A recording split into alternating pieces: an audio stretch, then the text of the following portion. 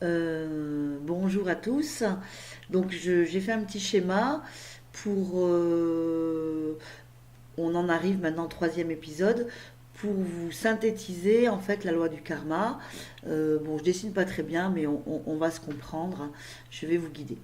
Bon, alors là on a la source universelle. Donc avec un grand trait noir qui va représenter tout là la matrice.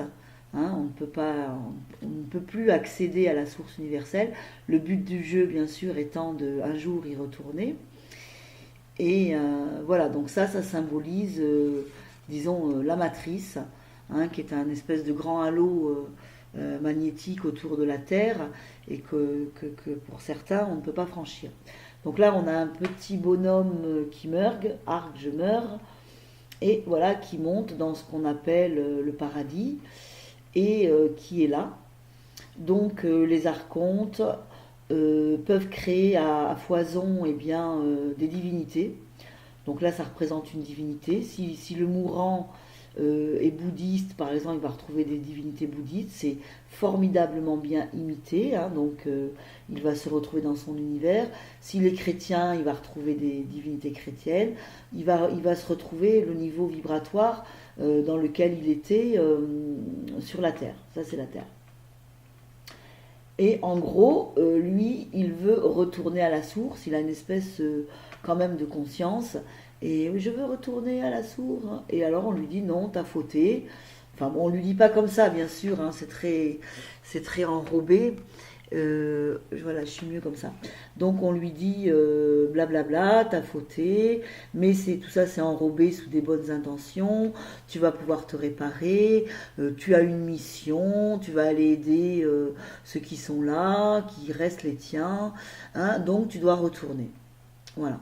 Et puis l'autre il retourne pour une autre vie, bien qu'il ait cette connaissance de la source, mais on le lui en empêche au travers de la culpabilité et au travers qu'on lui a... Là ça c'est le voile de l'oubli, hein, que la matrice a créé. Et donc quand il arrive à nouveau, il a oublié ce qui s'est passé dans l'entre-deux-vie. Là, cette étape-là, il l'a oublié. Alors après, bah, on chemine sur Terre. Là, par exemple, c'est le cas. Donc là, ce sont les archontes, les gris, etc. Qui, qu'est-ce qu'il lui dit là? Voilà. Alors lui, donc comme ils se nourrissent de la peur, bon bah ils le mettent dans des situations qui lui font peur. Et puis là, il se nourrit de sa peur. Là, par exemple, eh ben c'est, il y a écrit quoi? La vulgarité.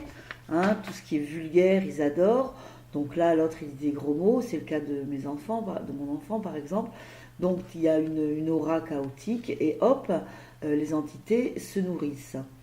Euh, Celui-ci, c'est celui qui disait on va s'occuper de... On va... Voilà, rattrapez-le, on va s'occuper de lui. Hein, et puis parmi tout cela, il y en a certains qui ont réussi à garder leur lumière, garder leur unicité et qui dont, ils ont une aura assez, assez préservée. Et donc eux, lui il dit je suis dans la lumière, je n'ai pas peur, personne ne m'attaque. Alors c'est pas tout à fait vrai, hein, c'est un petit schéma que je fais quand je parle aux enfants. On est quand même attaqué, hein. Cependant, on a des techniques pour se relier bah déjà à la mère Terre et aussi à la source universelle. Ce sont des techniques que je vous ai déjà présentées euh, eh bien, quand je fais les tirages de un jour une carte un jour, et j'en ai des nouvelles que je vous présenterai prochainement. Donc voilà, donc pour le troisième épisode, voilà à peu près ce qui se passe au niveau de la mort. Donc, ils nous ont créé l'illusion de la mort. Vous voyez bien que la source universelle est là. Hein, elle n'est pas disparue, mais que peu d'âmes arrivent à s'y relier, car on est repris par les archontes, par les grilles, par les entités sans âme qui se nourrissent. On est comme du bétail pour eux. Voilà, c'était un tout petit schéma, pas très bien dessiné, mais je pense que c'est un petit peu parlant. Cette boule ronde, c'est la Terre.